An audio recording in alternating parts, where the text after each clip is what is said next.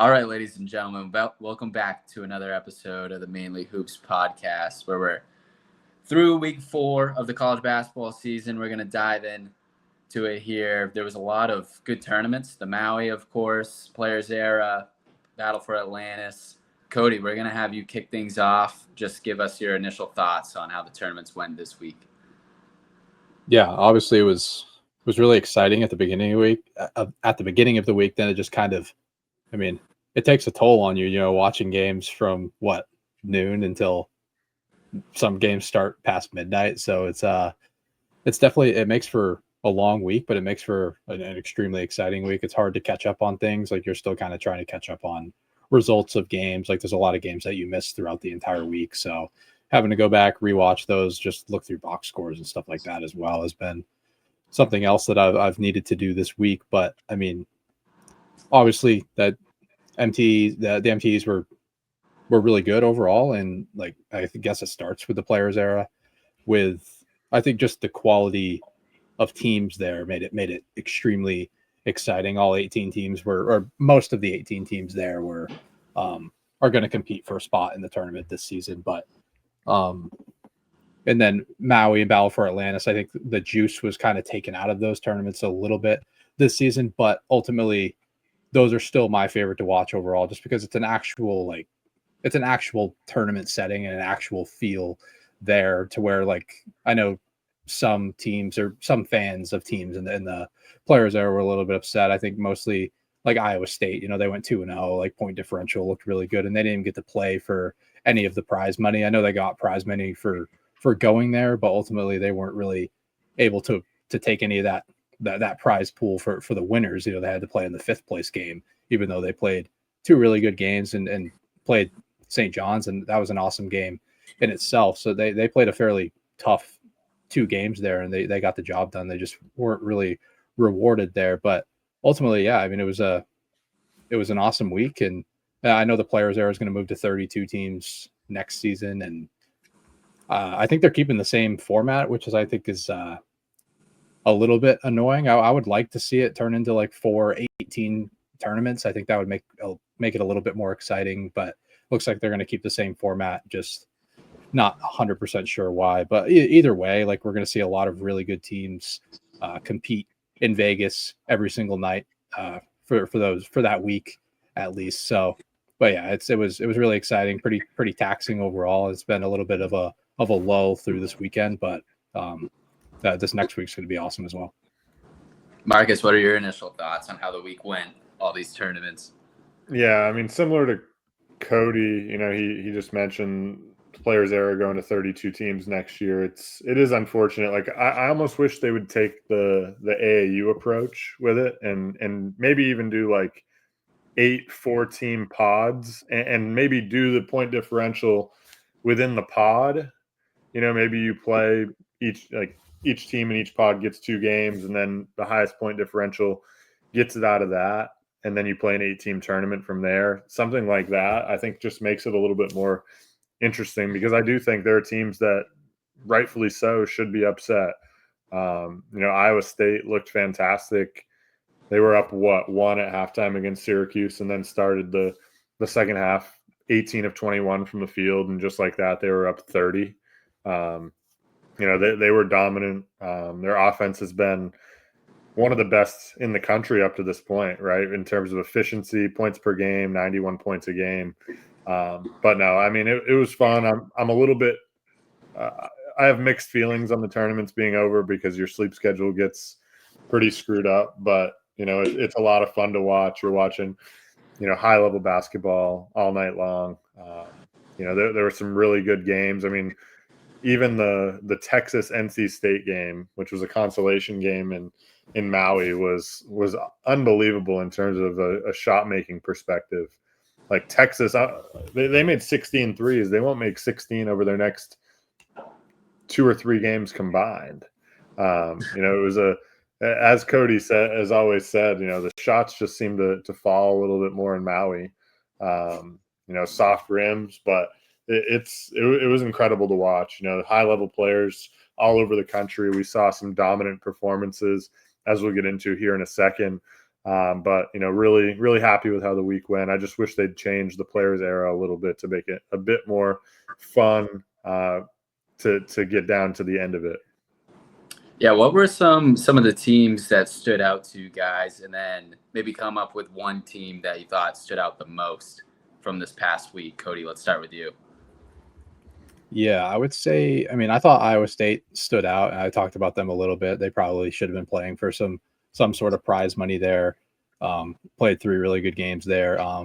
TCU was really good. I don't think a lot of people talked about them.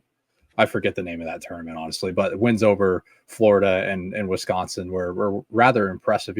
Playing against 2 like not completely different styles, but they're definitely certainly different. And I think they defended both Florida and Wisconsin at a super high level. I thought it was a bad matchup for Florida. Like TCU matches up with them similarly to how they matched up with Michigan. Being able to deny the rim, turn teams over at a high level, that gave Florida a tough time, and ultimately that's why they got the job done there. And their front court held strong with David Punch and Xavier Edmonds. And the win over Wisconsin, I thought was like kind of a rather poor matchup for them defensively, but they really harassed Wisconsin's guards for all 40 minutes. That really should be a tough matchup for them against a Wisconsin team that can space it at all 5 positions, kind of get them in scramble mode. They'll give up a lot of unguarded catch and shoot threes, but they didn't really give up that many against Wisconsin, and the offense looked really good as well. They had their way inside at times. So impressive effort for TCU. Obviously, Michigan had a great week. I think every single outlet's been talking about them, so I don't really feel the need to talk about them all that much. They flat out dominated their competition.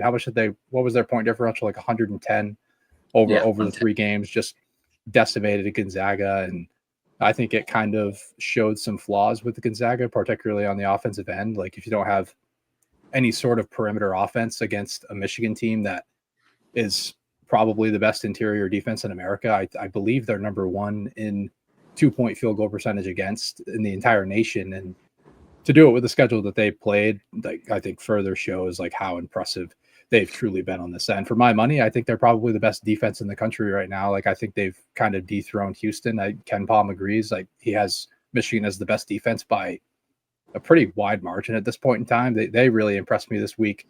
I'm not going to touch on them a ton just because you can find a lot of other Michigan content in other spots. I like to talk about some of these other teams as well. And another one that really stood out was Vanderbilt and their performance at the Battle for Atlantis. Like it was, I was not skeptical about this Vandy team coming into the season. And as I did believe that they improved on both ends of the floor, but their performance at the Battle for Atlantis and particularly against St. Mary's was extremely impressive.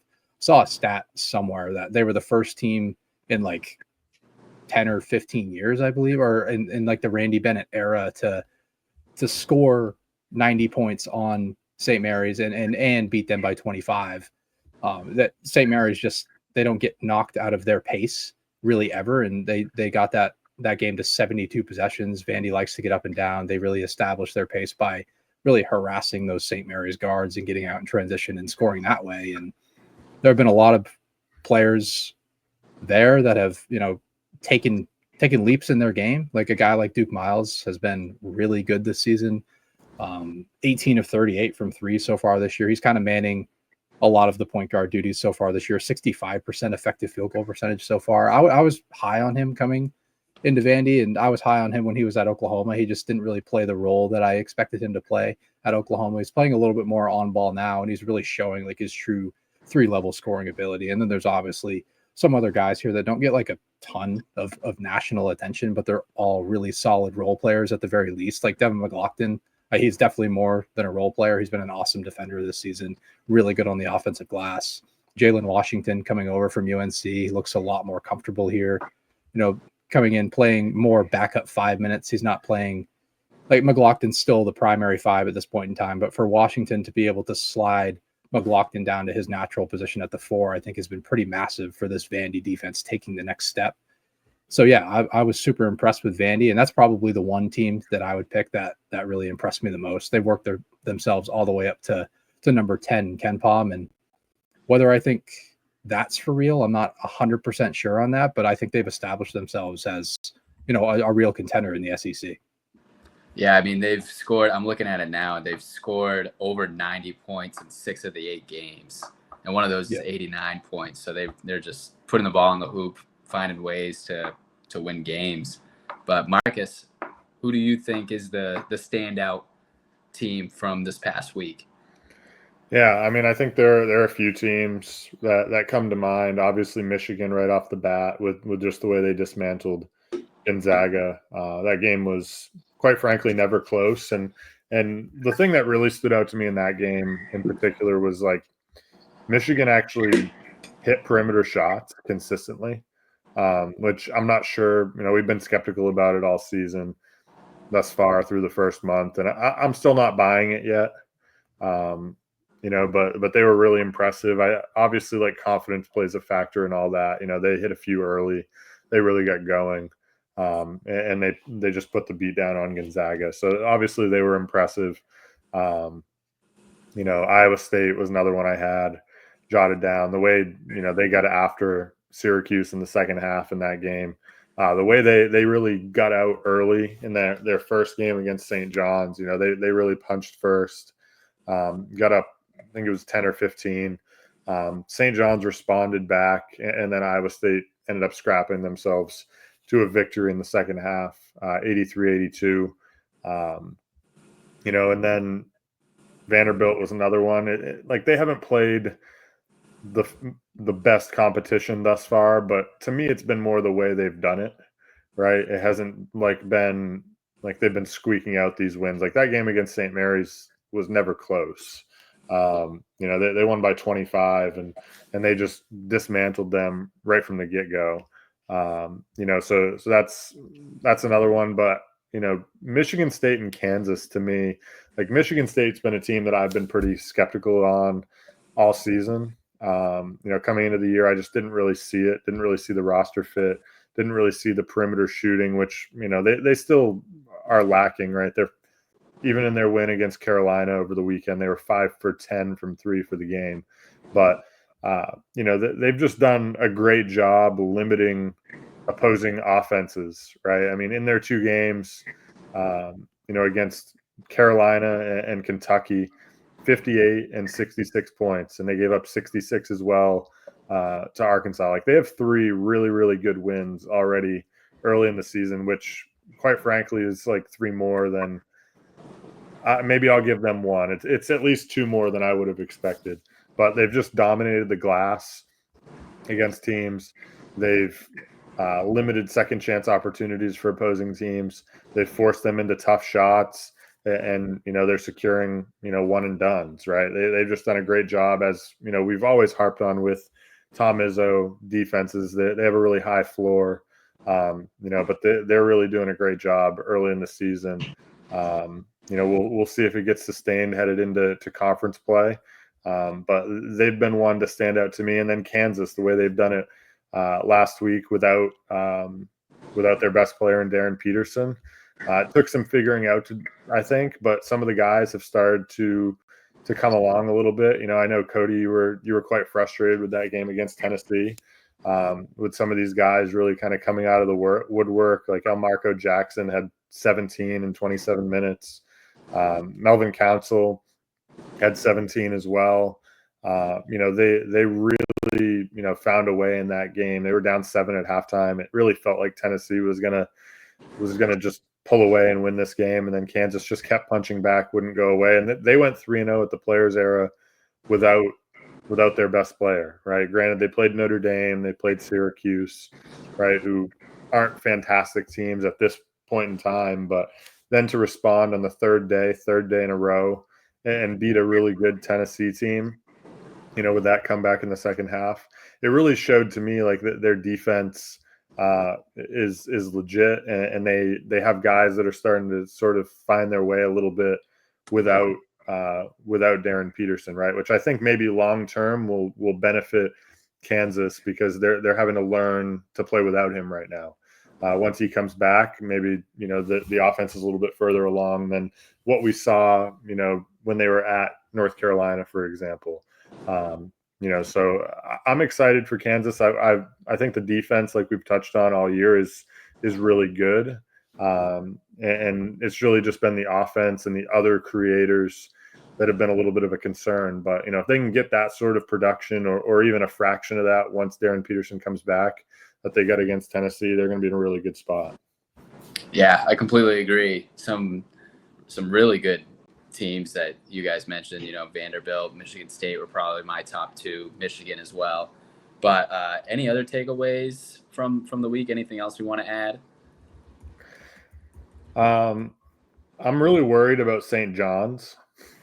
I know we've talked about it a bunch, with their lack of a point guard and their point of attack defense. But, in their 3 power conference games, they've given up 90.3 points a game. They really just cannot keep the ball in front. That game against Iowa State last week, I'm quite shocked that it ended up being a 1-point game, because if you watch the first 10 minutes of that game, it looked like Iowa State was going to get whatever they wanted, whenever they wanted, and they were going to win by 20 plus. But, they bounced back. Their defense is just a huge issue to me. It's just the individual defensive talents, right? Even they gave up 81 to Baylor in a win. Granted, they scored 96, then come back the next day, play Auburn, and they're up 9 at halftime, and then give up 55 in the second half, right? Rick Pitino has got to be beside himself right now, because, this is not a typical Rick Pitino defense. He just doesn't have the individual defenders that can really control the basketball. And it's starting to become a real issue. And then, looking at just his creators on the offensive end, you really aren't getting any sort of production out of anyone. Their high in assists in their last game was Dylan Mitchell with 4, right? Zuby Ejiofor with 2. There's just nobody to really generate offense for anyone else, right?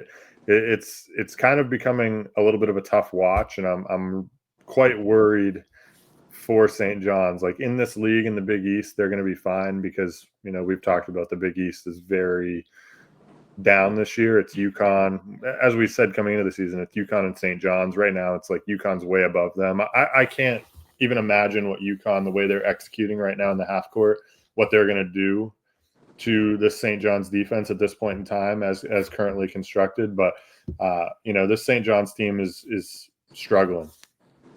Yeah, definitely. Cody, any other teams on your mind that might be underperforming?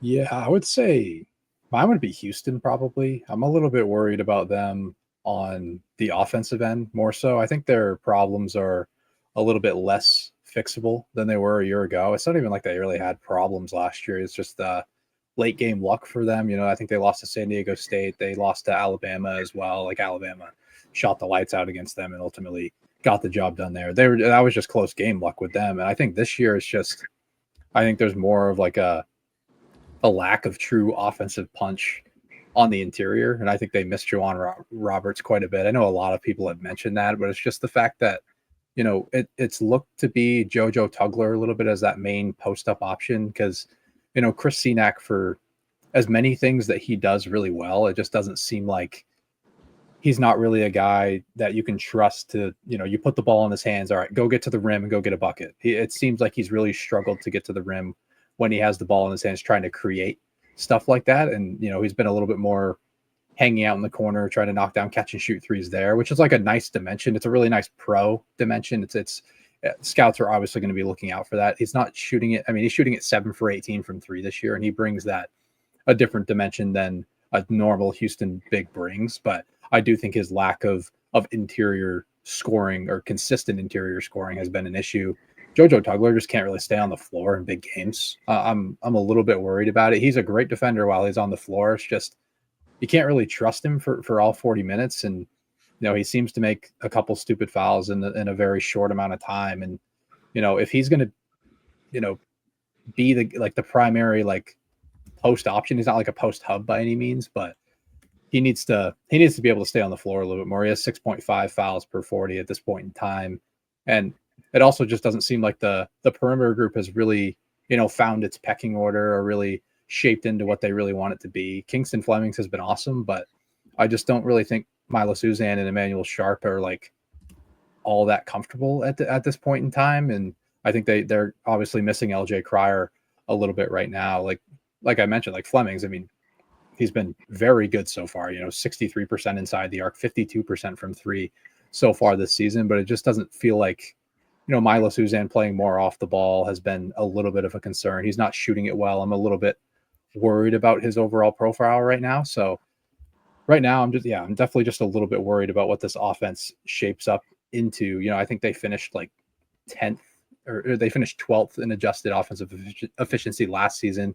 They're currently sitting at 32nd, and I'm not sure I see it getting all that much better, which I think, gives them somewhat of a poor outlook when it comes to, can this team truly, be a tier 1 title contender?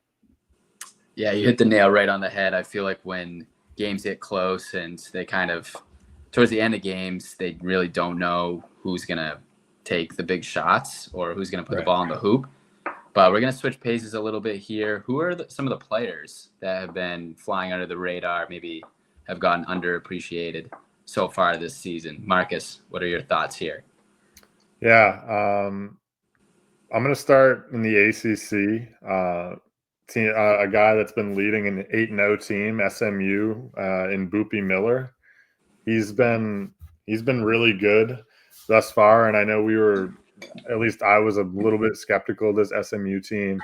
Granted they haven't played anyone really of note.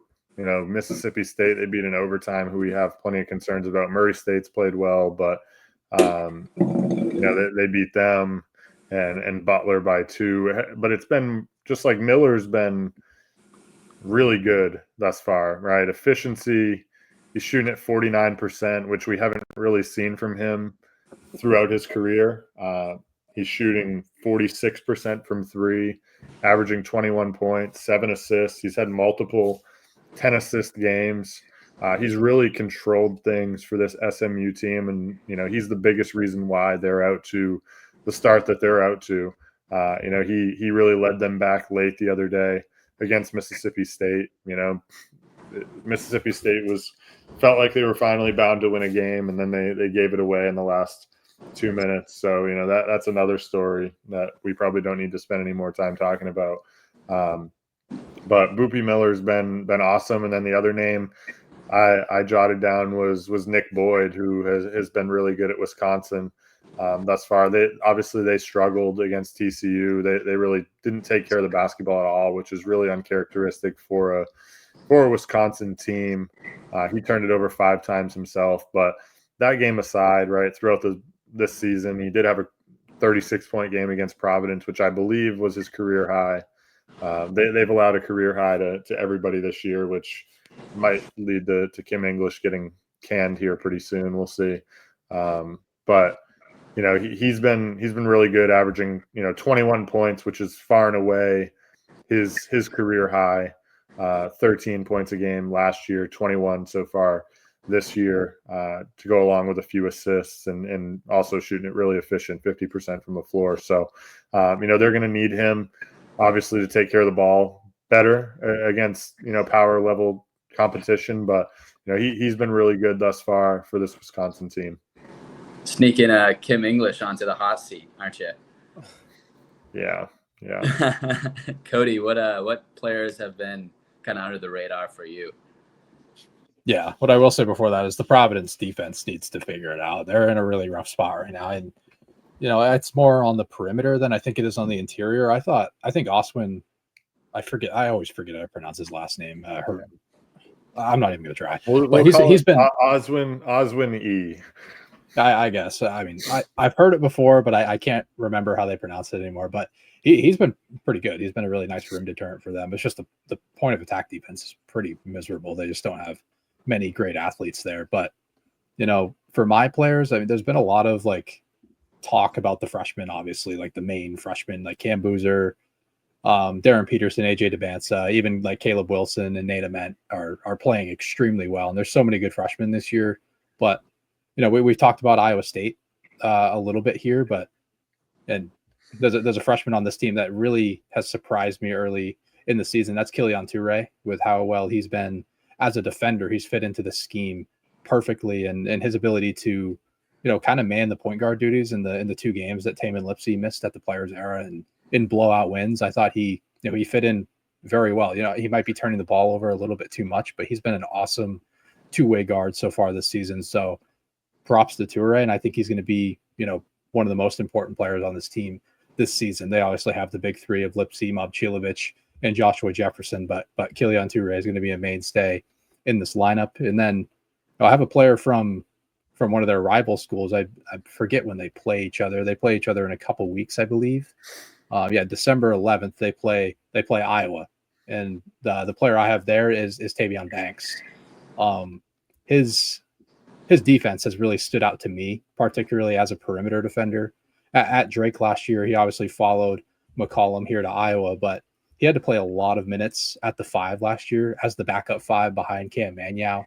He's been able to slide back into his normal role or his natural position, which is more of he's more of a 3 than he is a 5, and he had to play a lot of 5-man minutes for Drake last season, and he's been just an absolute menace on the ball so far this season. He has a 3.8% steal rate, which isn't unbelievable. It leads the team, but it is it's not like a crazy number at this point in time. But he's able to guard pretty much every single position on the floor. I think his experience playing the 5 really helped him in that regard. But he's a guy that I trust to guard, really any player in the country and have real success. 6'7", moves really well in space, has a really nice physical presence, and he's been a real reason why this Iowa defense is potentially for real. I know it wasn't highly rated going into the season, but they've got themselves all the way up into 28th in adjusted defense so far. I obviously trust McCollum defenses to be great, but really all of these guys coming from Drake and moving into the Big Ten, they've all translated really well. But Tavion Banks as a defender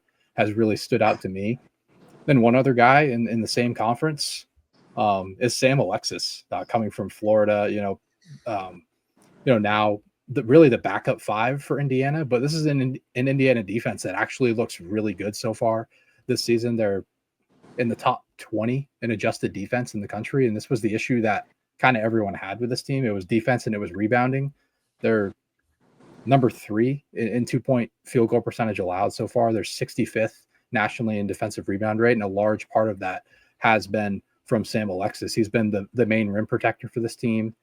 Has a 6.8% block rate. He leads the team in defensive rebound rate as well. I just think he's an extremely underrated player at this point in time. He was kind of, he was in the shadow of all those Florida bigs last season. He was really the 5th big and kind of wasn't really in the rotation towards the end of the season, but he's I think he plays much bigger than his 6'9" frame as well. He has a longer wingspan, probably closer to 7 feet. I think he's been rather impressive for this defense. He's been a really awesome rim anchor for a defense that still has its concerns on the perimeter at the point of attack. He's been a really good rim protector in this drop coverage scheme. He has a lot of responsibility, and he's been really good so far.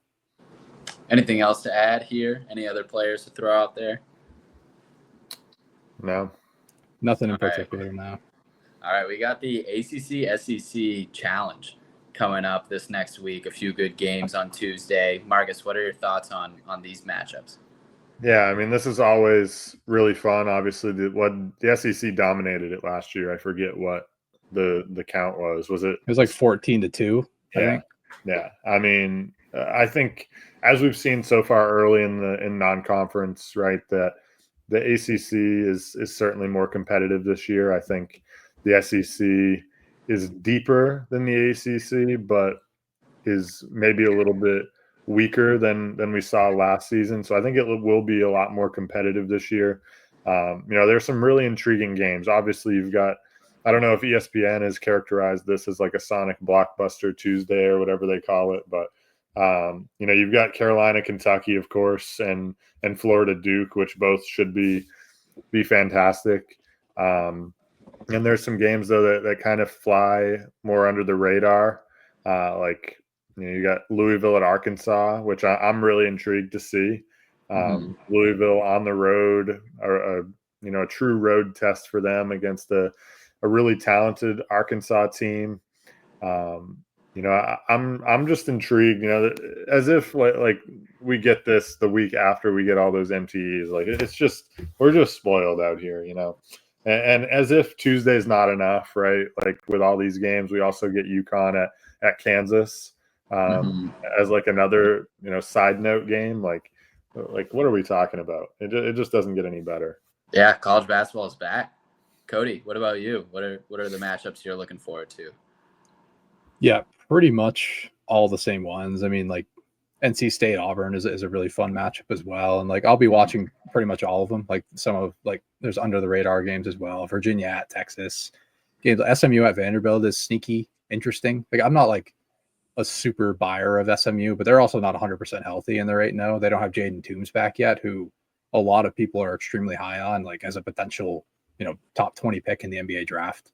So, to get like their backup center in the rotation, he might even take the minutes from Yigitoglu. I think that's going to create for a really good game. Like Missouri Notre Dame is going to be another game, like a real clash of styles there to kind of see who wins out there will be pretty interesting. Shrewsbury versus Dennis Gates is just a complete 180 of styles. So that'll be fun to see who wins out. I want to see Florida State bounce back against Georgia. I mean, they got boat raced by Texas A&M. I didn't get to watch any of that game, but the second I even got to tune into the score, they were down by 20-25. So hopefully they can bounce back from whatever happened there. Like because A&M didn't really look all that good, and that was a huge win for them.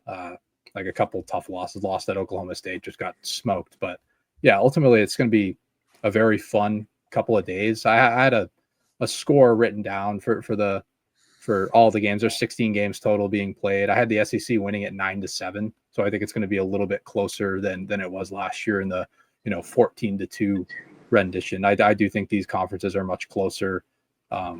Like even like at the top of the league, I would say like the ACC almost wins out, but the depth of the league with the SEC, I think ultimately gives them the nod here, 9-7.